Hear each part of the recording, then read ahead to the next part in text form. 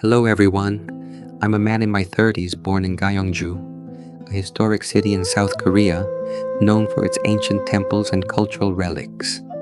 Now, I live in Busan. Today, I'm going to share an unbelievable story that happened to my family 7 years ago. In Korea, deep bonds with family and ancestors are at the heart of our culture, and this story shows just how strong and sometimes how painful those ties can be. I grew up with my father, mother, and my older brother, who was 2 years my senior. My brother was the kind of guy who always looked out for me, with a laugh that could light up a room. Back then, I was just starting my career in Gyeongju, while my brother was living alone in Daegu, working his own job. One morning, like always, we were chatting on a messenger app. He sent me a funny meme, and I chuckled, feeling warm inside when he texted, "I'll come home this weekend." But that afternoon, my mother's trembling voice broke the news. My brother had passed away. My mind went blank. My brother, who I was joking with just hours ago, it couldn't be true. But standing in front of his portrait at the funeral, my heart felt like it was being torn apart. Tears wouldn't stop, and the void he left was overwhelming. Losing my brother plunged our family into darkness.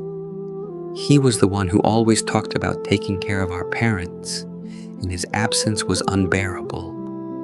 But before we could even begin to heal, just a month later, my father collapsed out of nowhere. We rushed him to the hospital, but the doctor shook his head and said it was a heart attack.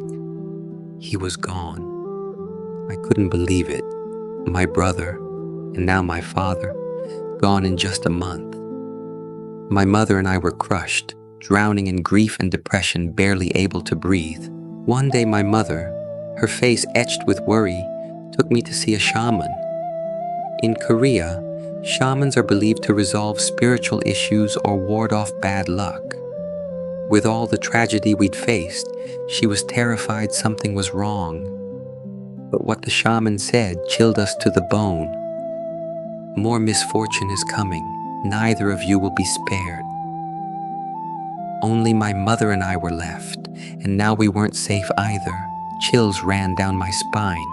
My mother, tears streaming down her face, pleaded, "Please save my son. Tell us what to do." The shaman said the problem lay with my grandparents' burial site. In Korea, family graves, called seonsan, are sometimes thought to influence a family's fate. "The energy there is bad," she said. "You need to move the graves." The next day, my mother went to the mountain where my grandparents were buried.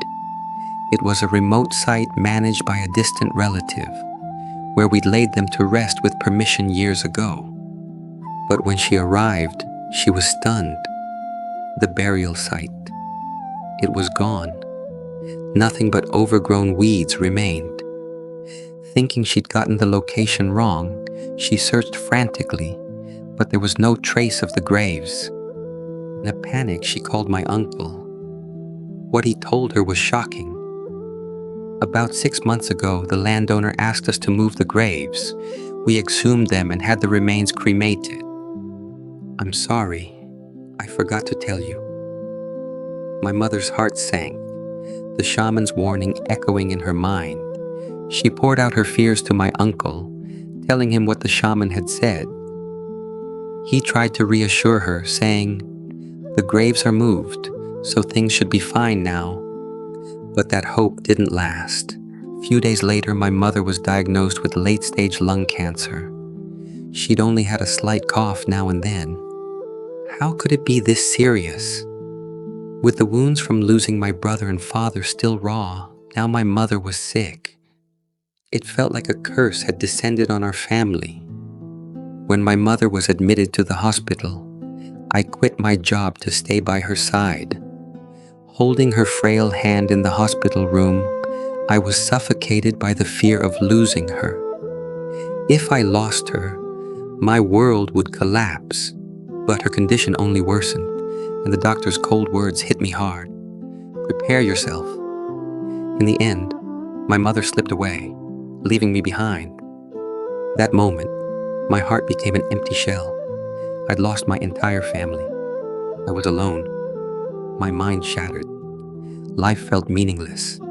Dark thoughts consumed me, and I gave up, locking myself in my house, cut off from the world. Then one day, my uncle pounded on my door. Mingi, if you fall apart too, how will I face your father in the afterlife? His desperate voice pulled me out of my haze, and I stumbled out, barely aware of where we were going. He took me to a Buddhist temple. In Korea, monks often offer guidance for life struggles. The monk listened to our story and spoke in a heavy tone. Disturbing the graves carelessly brought this calamity. The improper exhumation caused this tragedy. He urged us to visit my grandparents' burial site again. With my uncle and the monk, I went to the Seonsan. What I saw left me speechless. The site was a wreck, like a dump. Broken stones and rotting leaves were scattered everywhere, with an eerie wind whistling through. Following the monk's instructions, we cleared the debris and examined the ground. Then, we all froze. Among the leaves, we found what looked like a human leg bone. We'd been told the other remains were absorbed into the earth during the exhumation, but something had gone wrong. We couldn't be certain it was my grandparents, but there were no other graves in that mountain. My body trembled. Would this really be tied to our family's misfortunes? In the end, we carefully cremated the bone. And astonishingly, after that, no more bad things happened. It was as if a curse had been lifted, and the world began to breathe again. Did the improper exhumation really cause this tragedy, as the monk said? Or was it just a mistake? I used to scoff at superstitions, but after this, I realized there are things in this world beyond our understanding. There was a time I lost all hope, broken by the loss of my family. But now, I'm married, building a new life with my loving wife. This story is a scar I'll carry forever.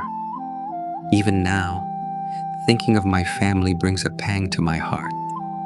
But I pray they're at peace wherever they are. That's my story. Don't forget to like and subscribe. See you in the next video. Thank you.